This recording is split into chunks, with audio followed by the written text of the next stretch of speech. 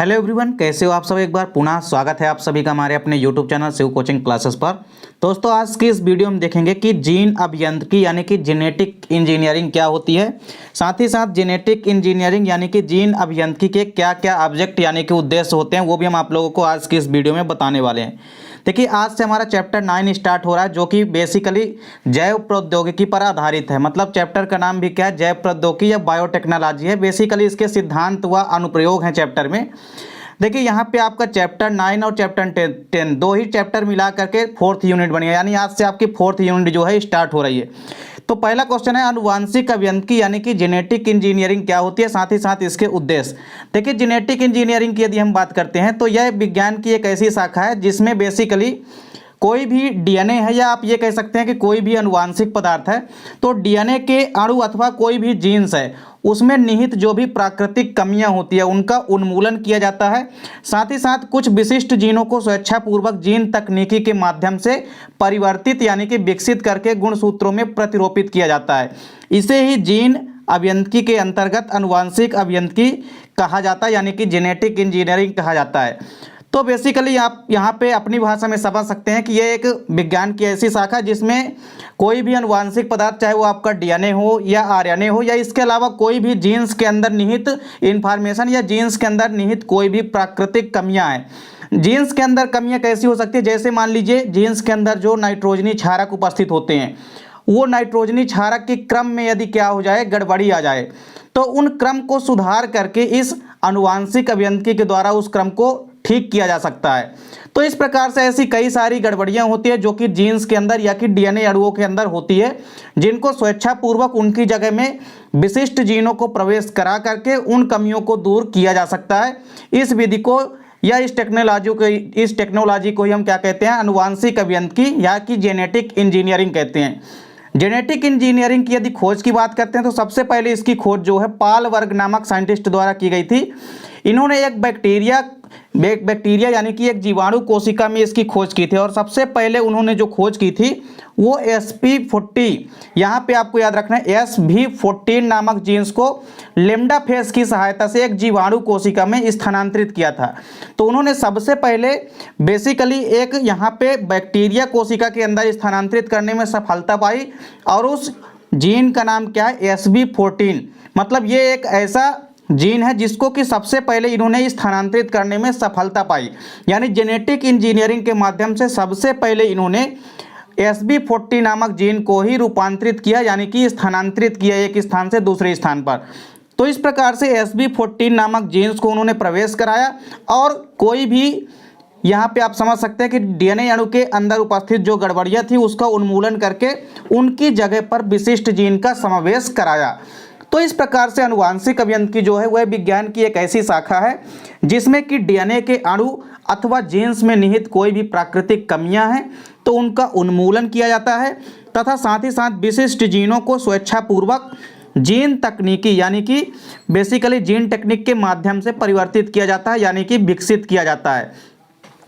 इसके बाद देखिए, इसी कारण से जो पाल वर्ग हैं इनको आनुवांशिक अभियांत्रिकी का जनक कहा जाता है, यानी फादर ऑफ जेनेटिक इंजीनियरिंग कहा जाता है। ये क्वेश्चन कई बार अक्सर आपके ऑब्जेक्टिव क्वेश्चन में पूछे जाते हैं कि पाल वर्ग को आनुवांशिक अभियांत्रिकी का जनक कहा जाता है।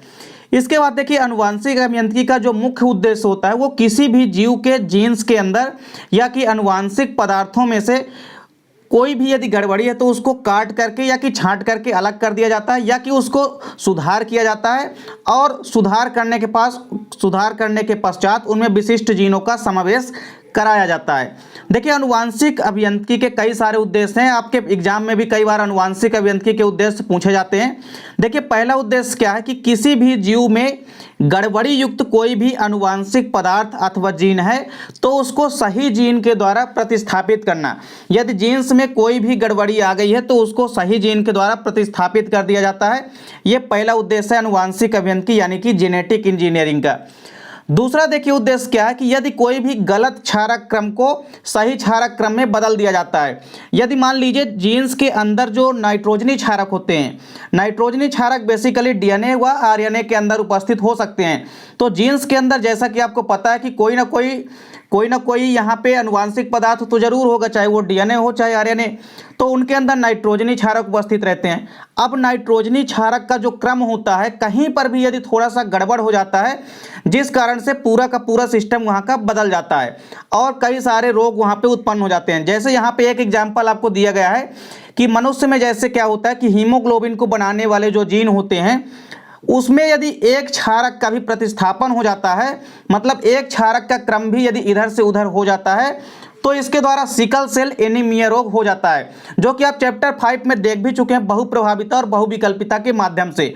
तो मनुष्य में यदि हीमोग्लोबिन को बनाने वाले जो जीन होते हैं, उनमें यदि क्षारकों का क्रम क्या हो जाता है, गड़बड़ हो जाता है, जिस कारण से सिकल सेल एनीमिया रोग हो जाता है। और आपको पता है कि जब सिकल सेल एनीमिया रोग हो जाता है तो जो आरबीसी होती है वो कैसी हो जाती है, गोल की जगह पर वो हंसियाकार हो जाती है और उसकी आकृति जो है बिगड़ जाती है। तो इस प्रकार से सिकल सेल एनीमिया रोग हो जाता है और इसे जो है अनुवांशिक अभियांत्रिकी के द्वारा सही किया जाता है। मतलब अनुवांशिक अभियांत्रिकी के द्वारा इन क्षारक क्रमों को, मतलब जो कि क्षारक क्रम गड़बड़ हो गए हैं, यानी कि जिनका स्थानांतरण हो चुका है, उनको सही क्षारक क्रम में बदल दिया जा सकता है अनुवांशिक अभियांत्रिकी की सहायता से।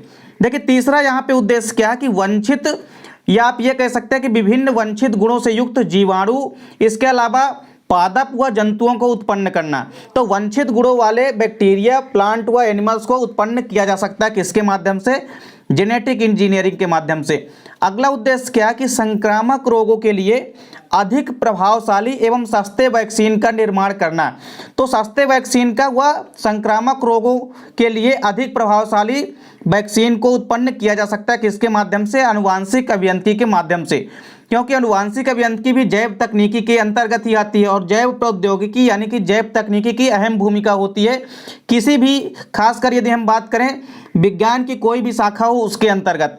तो यहाँ पे आप देख सकते हैं कि संक्रामक रोगों के लिए अधिक प्रभावशाली एवं सस्ते वैक्सीन का भी निर्माण किया जा सकता है किसके माध्यम से, जेनेटिक इंजीनियरिंग के माध्यम से। इसके अलावा देखिए एक और प्रमुख उद्देश्य है, इसके पहले आपने फिंगर प्रिंटिंग पढ़ी है चैप्टर 5 में, तो डीएनए फिंगर प्रिंटिंग जो होती है यह भी बेसिकली जैव प्रौद्योगिकी के अंतर्गत जेनेटिक इंजीनियरिंग के माध्यम से ही इसको डेवलप किया जाता है, यानी कि बनाया जाता है, विकसित किया जाता है। तो जेनेटिक इंजीनियरिंग के माध्यम से जो विकसित डीएनए फिंगर प्रिंटिंग है, इसके द्वारा अपराधियों की पहचान की जाती है तथा साथ ही साथ पैतृक संबंधी अड़चन का भी समाधान किया जाता है। तो ये डीएनए फिंगर प्रिंटिंग की उपयोगिता हो गई, जो कि किसके अंतर्गत आती है, अनुवांशिक अभियांत्रिकी के अंतर्गत आने वाली एक टेक्नोलॉजी है। तो इसके माध्यम से भी कई सारे यूजेस किए जाते हैं। अगला यहाँ पे ऑब्जेक्ट क्या है कि जो पालतू जानवर होते हैं, तो पालतू जानवरों एवं इसके अलावा जो फसलें होती है, तो फसलों की विभिन्न प्रजातियों को भी विकसित किया जा सकता है किसके माध्यम से, जेनेटिक इंजीनियरिंग के माध्यम से।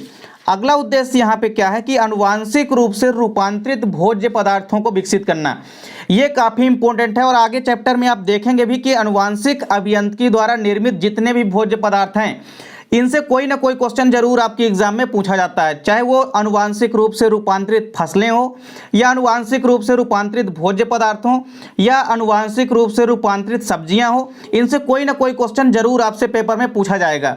तो अनुवांशिक रूप से परिवर्तित भोज्य पदार्थों को विकसित करना, इनमें विशिष्ट जीनों का समावेश कराया जाता है और साथ ही साथ कई प्रकार से ऐसे भोज्य पदार्थों को विकसित किया जाता है जो कि कुछ तो ऐसे होते हैं कि कीट प्रतिरोधी होते हैं, साथ ही साथ कुछ ऐसे भी होते हैं जो कि कीटों के प्रति प्रतिरोधकता उत्पन्न करते हैं। इसके अलावा देखिए अगला यहाँ पे क्या है ऑब्जेक्ट की अनुवांशिक रूप से रूपांतरित भोज्य पदार्थ तो हो चुका।